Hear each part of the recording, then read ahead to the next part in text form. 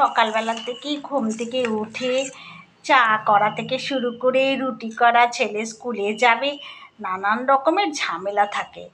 আর মেয়েও অফিসে বেরোবে, আমার বড়ও অফিসে বেরোবে, কত রকমের ঝামেলা থাকে। তার মধ্যে আবার এই নানান রকমের রান্না করে দেওয়া, কাটোরে বাটোরে কত রকমের, কত তাকে ধরে এত রকমের কিছু করে রান্না করে তবে অফিসে বা দিতে হয়।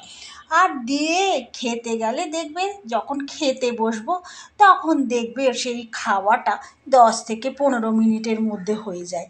কি আশ্চর্য, খেতে এত সময় কম লাগে অথচ রান্না করতে এত বেশি সময় লাগে।